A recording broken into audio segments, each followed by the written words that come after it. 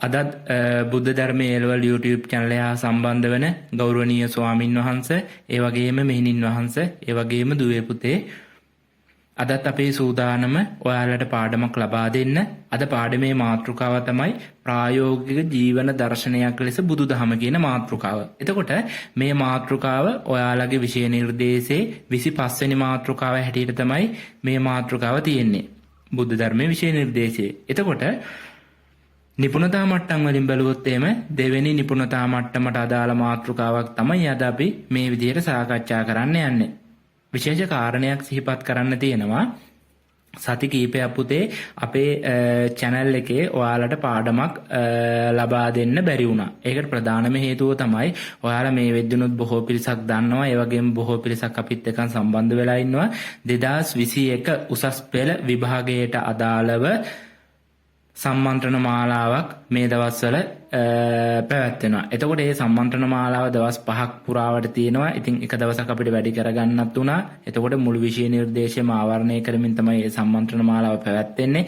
ඒක නිසා සති කිහිපයක් අපිට මේ සම්මන්ත්‍රණ මාලාවේ වැඩ කටයුතුත් එක්කන් YouTube channel එකට පාඩමක් ලබා දෙන්න බැරි වුණා. නැවතත් අපි ඔයාලට හැම සතියකදීම අවසානයේ පාඩමක් ඔයාලට ලබා දෙනවා. මේ විදිහට ඒ අර කරගෙන ආපු ක්‍රමවේදයේ ඉදිරියට ඒ විදිහටම අපි පවත්වාගෙන යනවා. එතකොට වැඩි කතා බහක් නැතුව අපි එහෙනම් අද පාඩම අධ්‍යයනය කරමු. නැවත වතාවක් මම කියන්නම් 25 වෙනි මාතෘකාව තමයි විෂය නිර්දේශයේ මේ ප්‍රායෝගික ජීවන දර්ශනයක් ලෙස බුදුදහම කියන මාතෘකාව තියෙන්නේ.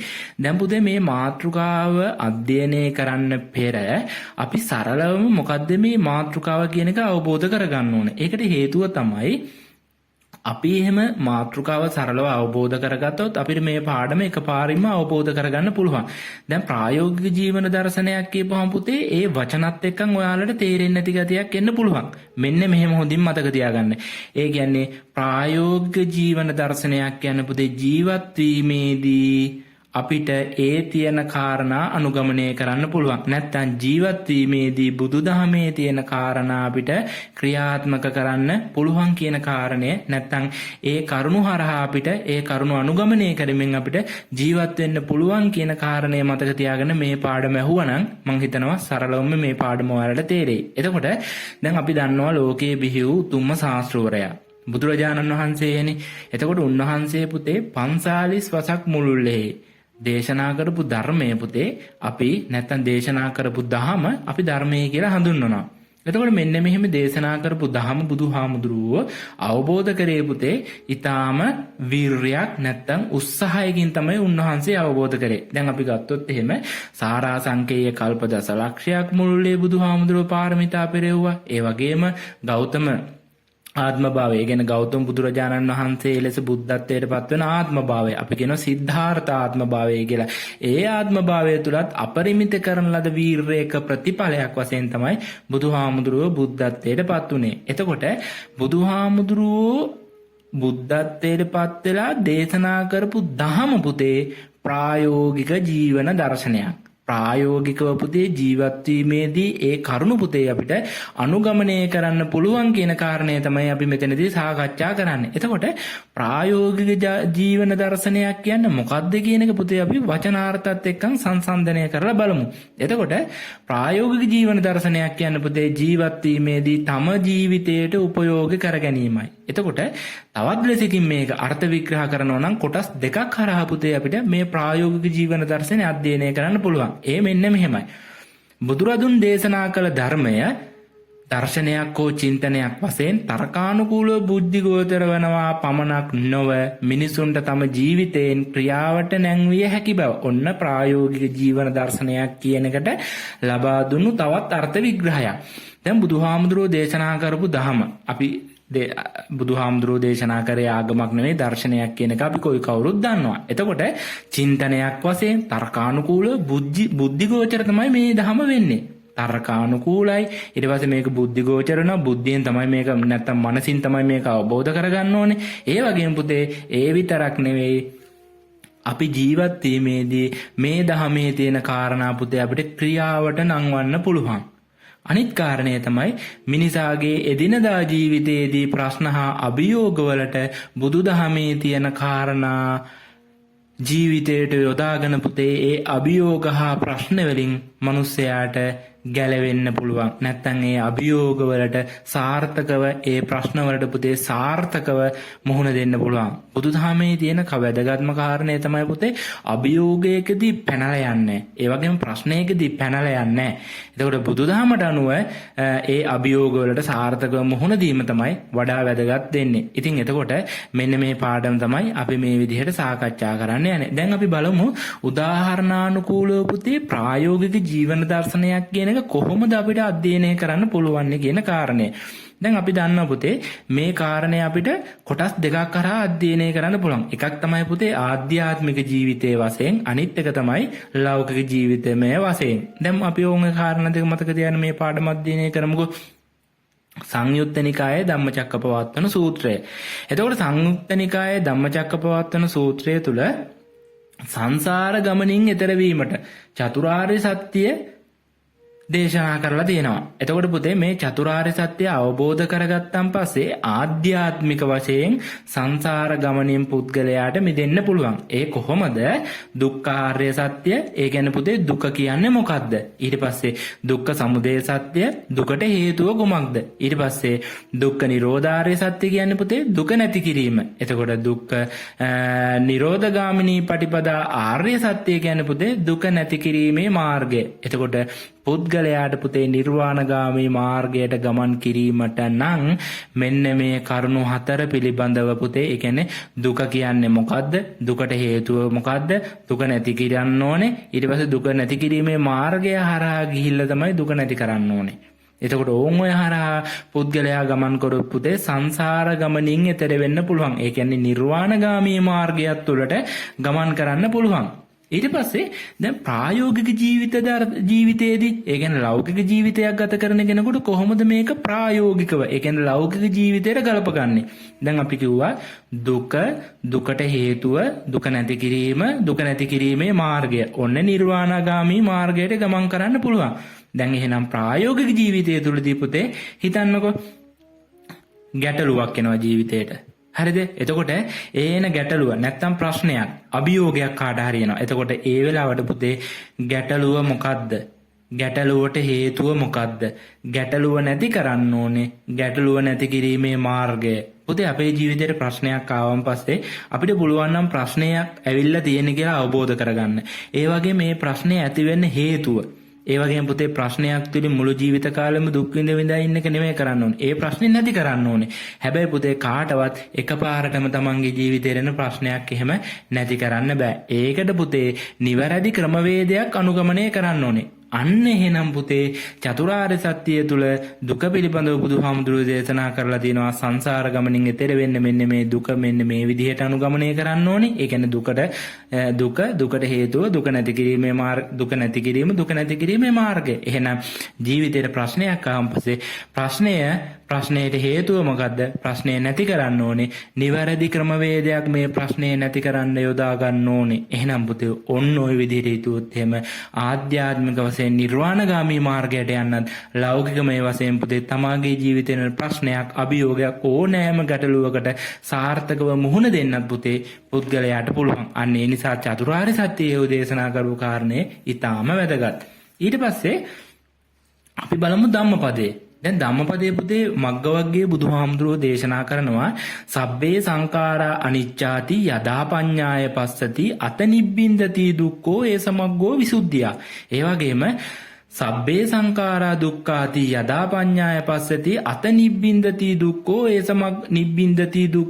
සමග්ගෝ විසුද්ධිය. ඒ වගේම සබ්බේ ධම්මා අනාත්තාති යදා පඤ්ඤාය පස්සති අත නිබ්බින්දති දුක්ඛෝ ඒ සමග්ගෝ විසුද්ධිය කියලා පුතේ ගාථා 3ක් දේශනා කරලා තියෙනවා. එතකොට මේ ගාථා වලින් බුදුහාමුදුරුවෝ කියන්නේ පුතේ යමෙක් සියලු සංස්කාර ධර්මයන් අනිත්‍ය, දුක්ඛ, අනාත්ම ලෙස ප්‍රඥාවෙන් දකිනවා නම් පුතේ සංසාර ගමනින්, ඒ කියන්නේ දුක පිළිබඳව කලකිරලා පුතේ ඒ පුද්ගලයාට සංසාර ගමනින් එතර වෙලා නිවන් දකින්න පුළුවන් කියලා බුදුහාමුදුරුවෝ දේශනා කරනවා. ඔන්න පුතේ ආධ්‍යාත්මික වශයෙන් අනිත්‍ය, දුක්ඛ, අනාත්ම කියන එක අවබෝධ කරගත්තොත් එහෙම යාට සංසාර ගමනින් එතර වෙලා නිවන් මාර්ගය තුලට ගමන් කරන්න පුළුවන්. ඊට පස්සේ මේක ලෞකික මේ වශයෙන් ගත්තොත් කොහොමද අපේ ජීවිතේට වැදගත් වෙන්නේ? දැන් උදාහරණයකින් අපි ඒක සාකච්ඡා කරලා බලමුකෝ. දැන් පුතේ රූපය දැක්කුවොත් ඒ රූපය අනිත්‍යයි. අපිට ඕන විදිහට රූපය පවත්වා ගන්න බෑනේ. සදාකාලිකවම අපිට රූපය පවත්වා ගන්න බෑ ඒ ආකාරයෙන්ම. ඒ නිසා පුතේ අනිත්‍ය ස්වභාවය දුකයි. දුක් සහිත බැවින් පුතේ මේක අනාත්මයි. ස්ථිරත්වයක් නැහැ.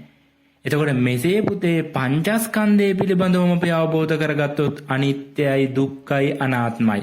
ඒ කියන පුතේ ත්‍රිලක්ෂණයට මේ පංචස්කන්ධය පවා පුතේ යටත් වෙනවා. එතකොට අපිට පුතේ මේ ත්‍රිලක්ෂණය දන්න පුද්ගලයා ඒ කියන්නේ අනිත්‍යයි දුකයි අනාත්මයි කියන ඒ කාරණා තුන පිළිබඳව දන්න පුද්ගලයා පුතේ අසීමිත ආශාවන්ගෙන් අයින් වෙනවා. ඒ කියන්නේ තොර වෙනවා. ඒ කියන්නේ සියල්ල අනිත්‍යයි, සියල්ල දුකයි, සියල්ල අනාත්මයි කියලා අවබෝධ කරගෙන ඉන්න එක්කෙනා පුතේ අසීමිත ආසාවන් කරා යන්නේ නැහැ. මොකද සියලු දේවල් අනිත්‍යයි, සියලු දේවල් දුකයි, සියලු දේවල් අනාත්මයි.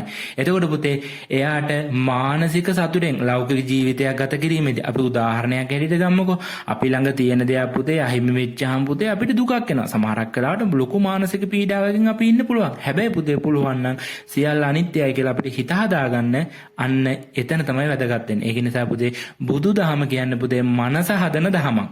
එතකොට එහෙනම් මානසික සතුටෙන් එයාට ජීවත් වෙන්න පුළුවන්. ඒ වගේම පුතේ ත්‍රිලක්ෂණ සංකල්පය ප්‍රායෝගික වශයෙන් පුතේ අනුගමනය කරන් පස්සේ මේ ලෝකේ සතුටෙන් මිනිස්සෙක් විදිහට පුතේ ජීවත් වෙන්න පුළුවන්. ඒ වගේම පුතේ අංගුත්තර නිකායේ බල සූත්‍රය. එතකොට මෙන්න මේ බල සූත්‍රය පිළිබඳව අධ්‍යයනය කරද්දී කායික හා වාචසික සංවරතාවයෙන් යුක්ත පුද්ගලයාට පුතේ ලෞකික ජීවිතය හා ආධ්‍යාත්මික ජීවිතයේ යහපත උදා කරගන්න පුළුවන් කියලා බුදුහාමුදුරුවෝ දේශනා කරනවා. දැන් බලමුකෝ අංගුත්තර නිකායේ බල සූත්‍රය තුල බුදුහාමුදුරුවෝ මෙන්න මෙහෙම දේශනා කරලා තියෙනවා. ජීවිකාව පැවැත්ම පිළිබඳව බිය. ඒ කියන්නේ පුතේ ජීවිකාව ජීවිතය පවත්වා ගැනීම පිළිබඳව බිය. ඒ වගේම ගැරහුම් වලට බිය. අභිලෝක බය කියලා හඳුන්වනවා ඒක. ඒ වගේම පිරිස් මැද බිය. සාරජ්‍ය බිය. ඊට පස්සේ පරිසාරජ්‍ය බිය බය. ඊට පස්සේ මරණයට බිය, මරණ බය, දුගතියට බිය, දුක්ගති බය කියලා බුදුදහම තුල හඳුන්වනවා. එතකොට පුතේ කායික හා මානසික සංවරයෙන් සිටින විට මේ ජීවිතයේදී පුතේ ප්‍රායෝගික ලෙස පුතේ ඔන්න ඔය කරුණු පහෙන් පුතේ මුල් කරුණු පහ වැදගත්. ඒ කියන්නේ ජීවිකාව පිළිබඳව බුදුදහම ඒ කියන්නේ ධර්මය අනුගමනය කරනනම් එයාට පුතේ ජීවත් වීම පිළිබඳව බියක් එන්නේ නැහැ. ඒ වගේම පුතේ ගැරහුම් වලට බියක් එන්නේ නැහැ. මොකද එයා අටලෝ දහමේ දන්නවා. එතකොට අටලෝ දහමින් කම්පා වෙන්නේ නැහැ. ඒ වගේම පිරිසමද ඇති වෙන බියත් නැති කරගන්න පුළුවන්. ඒ වගේම පුතේ අනිත් කාරණය තමයි පුතේ මරණයට බිය, දුගතියට බිය. එතකොට හොඳට මතක තියාගන්න මේ කාරණා පහෙන් පුතේ මුල් කාරණා තුන පුතේ ලෞකික ජීවිතය තුලත් පුතේ ඒ කියන්නේ මෙලව ජීවත් වීමේදීත් ඒ වගේම අනිත් කාරණා දෙක පුතේ පරලොවට අදාළ වෙන කාරණා දෙකක්. ඒ කියන්නේ මරණයට බිය, දුගතියට බිය. ධර්මය අනුගමනය කරනවා නම් පුතේ මරණයට බිය වෙන්නේ නැහැ, දුගතියට බිය වෙන්නේ නැහැ. අර බුදුහාමුදුරුවෝ දේශනා කරනවානේ මරණය පිළිබඳව වඩපු කෙනා පුතේ උදාහරණයක් දක්වනවා බුදුහාමුදුරුවෝ ඈතින් සර්පයෙක් දැක්කන් පස්සේ අන්න ඒ වගේ කියලා. දැන් බැරි වෙලා පුතේ මරණය වඩපු නැති කෙනා එක පාරටම සර්පයෙක් තමන්ගේ කකුල් දෙක ගාව ඉන්නවා දැක්කොත් එහෙම බය වෙනවා. සමහරක් වෙලාවට දාඩිය දාලා සිහිමුලා වෙන්නත් පුළුවන්. හැබැයි කෙනෙක් පුතේ ඈතින් ඉඳලා දකිනවා තමයි යන පාරේදී සර්පෙක් ඉන්නවා. මෙයා කරන්නේ කෝට්ටක් අරගෙන පුතේ ඒ සර්පය අයින් කරනවා. අන්න ඒ වගේ මරණය පිළිබඳව පුතේ අවබෝධ කරගත් එක්කනා මරණයට බිය වෙන්නේ අර ඈතින් සර්පය දැකලා අයින් කරා වගේ. එතකොට මරණය පිළිබඳව අවබෝධයක් නැති කෙනා, ඒ කියන්නේ මරණානුස්සතිය වඩපු නැති කෙනා පුතේ මරණයට බියයි. එතකොට එහෙනම් ඔන්න බුදුදහම ප්‍රායෝගික වශයෙන් පුතේ මේ කාරණා පහත් අපිට උපයෝගී කරගන්න පුළුවන්. ඒ වගේම පුතේ සංයුත්ත නිකායේ රාසිය සූත්‍රය. දැන් පස්කම් සැප විඳීමේදී ප්‍රායෝගික වශයෙන් පුතේ රාසිය සූත්‍රය අපිට වටිනා ඉගැන්වීමක් උගන්වනවා. එතකොට මේ ඉගැන්වීමත් පුතේ අපිට ආධ්‍යාත්මික වශයෙන් සහ ලෞකික මේ වශයෙන් අපිට ගොඩනගා ගන්න පුළුවන්. දැන් බලමුකෝ මේ කාරණා පහ මොනවද කියලා. අගතිතෝ ලෞකිකත්වයේ වින්දනය කිරීමේදී එහි ගිජු නොවිය යුතුය. ඒ කියන්නේ පුතේ ලෞකික ජීවිතය තුළ පංචකාමයන් පිනවීමෙන් විඳින මේ ජීවිතය තුළ කිසිම කෙනෙක් පුතේ ගිජු වෙන්න හොඳ නැහැ. ඊට පස්සේ අමුච්චතෝ සිහිමුලාවකින් තොරව ලෞකික ජීවිතය විඳින්න ඕනේ. සිහිමුලාවකින් නිකන් පුතේ අතරමං වෙලා වගේ නැත්තම් පුතේ මනස විකෘති වෙලා වගේ මේ ලෞකික ජීවිතය විඳින්න හොඳ නැහැ. ලෞකික ජීවිතය විඳින්න ඕනේ. ඒ ලෞකික ජීවිතය විඳිනවා කියලා සිහිමුලාවකින් තොරව තමයි ලෞකික ජීවිතය වින්දනය කරන්න ඕනේ. අනජ්ජායන්තෝ ඒ කියන්නේ පුතේ සදහටම අයිති කරගත නොහැකි බව දැන වින්දනය කරන්න ඕනේ. ඒ කියන්නේ පුතේ දැන් සමහරක් වෙලාවට මේ සමාජයේ ජීවත් වෙන මිනිස්සු පුතේ හැමදාම ලෝකේ ජීවත් වෙනවා කියලා හිතාගෙන තමයි ජීවත් වෙන්නේ. එතකොට එහෙනම් සදහටම අපිට කිසිම දෙයක් පුතේ සදහටම අයිති කරගත නොහැකි බව දැනගෙන වින්දනය කරන්න ඕනේ. ඒ කියන්නේ අපේ ළඟ තියෙන ඕනෑම දෙයක් පුතේ අපිට හැමදාකම ඒක තියාගන්න බෑ. සමහරක් වෙලාවට ඒක නැති වෙන්න පුළුවන්. ඒක විනාශ ස්වභාවයටපත් වෙන්න පුළුවන්. අර අනිත්‍යය කියන සංකල්පය. එතකොට එහෙනම් පුතේ සදහටම අයිති කරගත නොහැකි බව දැනගෙන වින්දනය කරන්න ඕනේ. ඊට පස්සේ පුතේ ආදීනව දස්සාමි ඒ කියන්නේ පුතේ අසාර බව ආදීනව සහිත බව දැන වින්දනය කරන්න ඕනේ. ඒ කියන්නේ කිසිම දෙයක් ස්ථාවරත්වයක් නැහැ. ඒ වගේ ආදීනවයක් තියෙනවා කියලා දැනගෙන අපිට වින්දනය කරන්න පුළුවන් නම් අන්න ඒක වැදගත්. ඊට පස්සේ පුතේ නිස්සරණ පඤ්ඤා පරිබුඤ්ජಂತಿ ඉන් මිදීමේ අදහස් ඇතිව කාමයන් අනුභව කළ යුතුය. ඒ කියන්නේ පුතේ කාමයන් එක්කන් ජීවත් වීමේදී පුතේ ඉන් මිදෙන්න ඕනේ කියන අදහස ඇතිව තමයි පුතේ අපි ඒ කාමයන් සමග ජීවත් වෙන්න ඕනේ. එතකොට මෙන්න මේ ජීවිතය තුළදී ප්‍රායෝගික ජීවිතයේදී බලනකොට ලෞකික ජීවිතය අපිට කොච්චර සාර්ථක කරගන්න පුළුවන්ද මෙන්න මේ කාරණා පහට අනුව අපි අපේ ජීවිතේ හදා ගන්න ඕන. එතකොට එහෙනම් ඔන්න සංයුත්ත නිකායේ රාසිය සූත්‍රයේ පුතේ ලෞකික ජීවිතයේදී අපිට ඊටාම වැදගත් සූත්‍රයක්. එසේම පුතේ කාමභෝගී සූත්‍රය, ඒ වගේම වියග්ගපජ්ජ සූත්‍රය, පත්තකම්ම සූත්‍රය, ඒ වගේම ඔය වගේ තියෙන සූත්‍ර දේශනා දැන් ආර්ථිකය පිළිබඳව කතා කරොත් එහෙනම් පුතේ පත්තකම්ම සූත්‍රයට අනුව කොහොමද පුතේ ආර්ථිකය කොයි විදිහටද අපි ආර්ථිකය කළමනාකරණය කරගන්නේ ඊට පස්සේ කොහොමද පුතේ ආර්ථිකය අපි තමන්ට විතරක් නෙවෙයි මුළු සමහත් සමාජයේ තුලදීම ආර්ථිකය කොහොමද අපි ක්‍රියාත්මක කරන්නේ ඒ වගේම වියග්ගපජ්ජ සූත්‍රය තුල උට්ටාන සම්පදා ආරක්ක සම්පදා කල්යාණ මිත්‍රතා සමජීවිකතා බලන්න උත්සාහ සම්පත්තියෙන් ඊට පස්සේ ආරක්ක සම්පදා කියන්නේ ඒ තමන් හොයාගත්ත දේවල් රැක ගැනීම ඊට පස්සේ කල්යාණ මිත්‍රතා කියන්නේ හොඳ මිතුරන් ආශ්‍රය කිරීම ඊට පස්සේ සමජීවිකතා කියන්නේ පමණ දැන ජීවත් වීම. එතකොට ආර්ථික මේ වශයෙන් උත්සාහයෙන් මිල මුදල් හොයන්න ඕනේ නැත්නම් ධනෙ උපයන්න ඕනේ. තමා උත්සාහන් හොයාගත්තු ධනය පුතේ ආරක්ෂා කරගන්න ඕනේ. ඒ වගේම කල්යාණ මිත්‍රයෝ ඇසුරු කරන්න ඕනේ. කල්යාණ මිත්‍රයෝ ඇසුරු කරා කියන තමන්ගේ ධනෙ විනාශ වෙන්නේ නැහැ. ඒ වගේම සමජීවිකතා කියන පුතේ පමණ දැනගෙන ජීවත් වෙන්න ඕනේ. ඒ කියන්නේ යම් කිසි කෙනෙක් පුතේ අපි උදාහරණයක් හැටියට ගත්තොත් එහෙම රුපියල් 10000ක් පුතේ යා මාසිකව ගන්නවා නම් හැබැයි එයාගේ වියදම රුපියල් 11000ක් වගේ යනවා නම් පුතේ එයා සමජීවිකතාවෙන් ජීවත් වෙලා නැහැ. පමණ දැනගෙන ජීවත් වෙලා නැහැ. ඒක නිසා පුතේ ආර්ථිකයේදී පුතේ පමණ දැනගෙන ජීවත් වීම ඔය කියන කාරණා පවා පුතේ ප්‍රායෝගිකයි. ඒ කියන්නේ ගිහියෙකුට පුතේ ප්‍රායෝගික ජීවත් වීමේදී ඔය කියන කාරණා අනුගමනය කරගන්න පුළුවන්. ඊට පස්සේ බලමුකෝ ආර්ය අෂ්ටාංග මජ්ක්‍ධිම නිකායේ මහා චත්තාරික සූත්‍රයේ ආර්ය අෂ්ටාංග මාර්ගය සියලු දෙනාටම සාධාරණයි. දැන් සම්මා දිට්ඨි, සම්මා සංකප්ප, සම්මා වාචා, සම්මා කම්මන්ත ඔය ආදි වශයෙන් දක්වන ආර්ය අෂ්ටාංග මාර්ගය. එතකොට පුතේ ආර්ය අෂ්ටාංග මාර්ගයේ මුල් කාරණා පහම පුතේ ලෞකික ජීවිතය සාර්ථක කරගන්න ප්‍රබලව බලපානවා. ඔයාලට ඉදිරියේදී පාඩමක් තියෙනවා ආර්ය අෂ්ටාංග මාර්ගයේ ලෞකික සහ ලෝකෝත්තර උපයෝගීතාවය කියලා.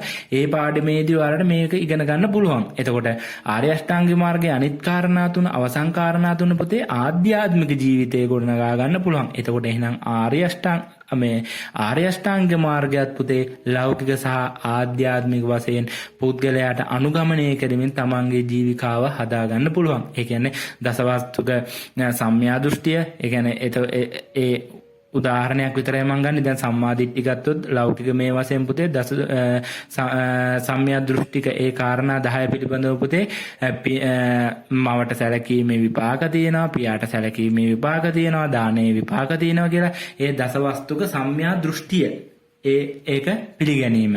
ඊට පස්සේ ඕක ලෞකිකමය වශයෙන් ගත්තොත් සම්මාදිට්ඨිය කියන්නේ පුතේ චතුරාර්ය සත්‍ය දැකීම. අන්න ඒ විදිහට පුතේ මේක බෙදෙනවා. ඊට පස්සේ ඒක අගාරික ප්‍රතිපදාව අනගාරික ප්‍රතිපදාව කියලා ඒක අපිට ලෞකික ජීවිතය සහ ලෝකෝත්තර ජීවිතයට පුතේ අපිට ඒක අනුගමනය කරගන්න පුළුවන්.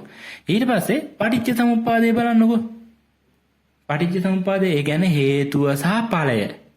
එතකොට මේක පුතේ බුදුහාමුදුරු කෙනෙක් මේ ලෝකේ උප්පත්තිය ලැබුවත් ඒ වගේම බුදුහාමුදුරු කෙනෙක් මේ ලෝකේ උප්පත්තිය ලැබුවේ නැතත් පුතේ ලෝකයේ සදාකාලිකව පවතින ධර්මතාවයක්. ඒ කියන්නේ හේතුඵල ධම. ඒ කියන්නේ මේ ලෝකයේ තියෙන පුතේ සෑම කාරණයකටම හේතුඵල ධම පොදුයි. එතකොට ප්‍රායෝගික ජීවිතය තුළදීත් පුතේ අපිට මේ හේතුඵල ධම පොදුයි.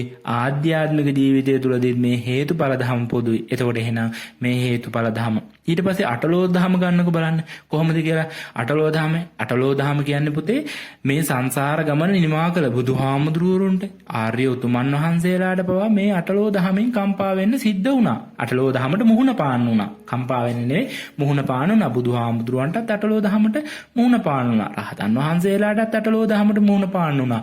එතකොට පුතේ පුහුදුන් පුද්ගලයා ඒ කියන්නේ පෘථග්ජන පුද්ගලයාටත් පුතේ අටලෝ දහම ලෞකික ජීවිතය තුළදී පුතේ මුහුණ දෙන්න වෙනවා මේ අටලෝ දහමට. එතකොට එහෙනම් බුදුහාමුදුරුවෝ කියනවා ලාභ අලාභ යස අයස නිന്ദා ප්‍රශංසා සුඛ දුක්ඛ කියන ওই කාරණා අටේදීම සමසිතින් මේ දේවල් දරා ගන්න ඕනේ. ලාභයක් ලැබුණ විට පුතේ උද්දාමයටපත් වෙන්නත් අලාභයක් ලැබුණාන් පස්සේ දුක් වෙන්නත් නෙවෙයි. ඒක සමසිතින් දරා ගන්න ඕනේ. එතකොට එහෙනම් මෙන්න මේ ඉගැන්වීම ලෞකික ජීවිතය තුළ කොච්චරනම් ප්‍රායෝගික වටිනවද? ආධ්‍යාත්මික ජීවිතය තුළදී පවා මේක වැදගත්. ඒ වගේම බෞද්ධයාගේ අත්පොත වන ධම්මපදය.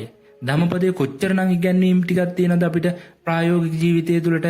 දැන් හිතන්න උදාහරණයක් ඇටියට නහි වේරෙන වේරාණි සම්මන්තිජ කුදාචනං කියන ওই ගාතාව ගත්තොත් එහෙම වෛරයෙන් වෛරය නොසංසිදේ. අවෛරයෙන් වෛරය සංසිදේ. ඔය කියන ඉගැන්වීම් හැම එකම පුතේ ප්‍රායෝගික ජීවිතයේදී අපිට ක්‍රියාත්මක කරන්න පුළුවන්. කෙනෙක් අපිට වෛර කරද්දී අපි ඒ කෙනාට වෛර කරන්න ගියොත් එහෙම පුතේ ඒ වෛරය කවදාකවත් නිමා වෙන්නේ නැහැ. එහෙනම් අපි කරන්න ඕනේ අපිට කෙනෙක් වෛර කරද්දී අපිට පුළුවන් නම් එයාට අවෛරය කරන්න. ඒ කියන්නේ වෛර කරන්නේ නැතුව ඉන්න අන්නේ වෛරය සංසිඳෙනවා. එතකොට අන්න ඒ වගේ පුතේ බොහෝ කාරණා බුදුදහම තුලින් ඔයාලට මේ ප්‍රායෝගික ජීවන දර්ශනයක් කියන මාතෘකාවට යොදා ගන්න පුළුවන්. මේකෙදි වැදගත්ම කාරණේ තමයි පුතේ ඔයාලට ඉස්සරහට දෙන මාතෘකාවලට පුතේ මේක ඍජුවම කතා කරනවා. ඒ කියන්නේ මම උදාහරණයක් ඇරගෙන ගන්නම්. ත්‍රිලක්ෂණයේ තියෙන ප්‍රායෝගික බව, අටලෝ දහමේ තියෙන ප්‍රායෝගික බව, චතුරාර්ය සත්‍යයේ තියෙන ප්‍රායෝගික බව, ඒ වගේම ජීවන දර්ශනයක් ලෙස ආර්ථිකයේ තියෙන ප්‍රායෝගික බව කියලා පුතේ ඒ මාතෘකාව තුළදී ඒ මාතෘකාව පුළුල් ලෙස සාකච්ඡා කරනවා. ඒක නිසා මේ මාතෘකාව පුතේ අපිට සරලවම අවබෝධ කරගන්න පුළුවන්. දැනට ඔයාලා ඔන්න ඔය කියන කාරණා ටික විතරක් මතක තියාගත්තාම හොඳටම ඇති. ඔයාලට ඉදිරියේදී පාඩම් වලින් තවත් මේක මාතෘකාව සම්පූර්ණ කරගන්න පුළුවන්. එහෙනම් ඔය තියෙන සියලු කාරණාවන් පුතේ කියන්නේ බුදුදහමේ තියෙන සෑම කාරණයක්ම පුතේ ප්‍රායෝගිකයි. එක කාරණයක්වත් පුතේ අපිට අනුගමනය කරන්න බෑ. දැන් පංචශීලය ගත්තත් පුතේ පංචශීලය කොච්චරනම් වැදගත් දෙයක්ද? ඒ කියන්නේ පුද්ගලයෙකු වශයෙන්, සමාජයක් වශයෙන්, ආචාර විද්‍යාත්මකව කොච්චරනම් වැදගත් වෙනවද? තමාගේ ආරක්ෂාවත් අනිකාගේ ආරක්ෂාවත් වෙනුවෙන් පුතේ පංචශීල ප්‍රතිපදාව ඉතාම වැදගත්. ඒක නිසා මේ බුදුදහමේ තියෙන හැම ඉගන්වීමක් පාහෙම පුතේ ප්‍රායෝගික ජීවන දර්ශනයට අදාළ වෙනවා. එහෙනම් අද අපි මාතෘකාව කතා කරා බුද්ධ ධර්මයේ ලෙවල් YouTube channel එක හා සම්බන්ධ වුණු සියලු දෙනාටම ස්තුතියි. අපි එහෙනම් ඊළඟ සතියේදී අලුත් පාඩමක් සමගින් සාකච්ඡා කරමු. එතකොට ඊළඟ සතියේ අපිට කතා කරන්න තියෙන මාතෘකාව තමයි බුදුදහම විමුක්ති මාර්ගයක් ලෙස කියන මාතෘකාව. එතකොට දෙවෙනි නිපුණතා මට්ටමත් ඉවර වෙනවා. ඒ කියන්නේ මාතෘකාව 26න් දෙවෙනි නිපුණතා මට්ටමත් අපිට ඉවර කරගන්න පුළුවන්. එතකොට එහෙනම් අද බුද්ධ ධර්මයේ YouTube channel එක මගින් වැදගත් පාඩමක් කතා කරේ. පාඩම අහන්න පුතේ. ඒ වගේම මේ පාඩම හොඳින් අවබෝධ කරගන්න.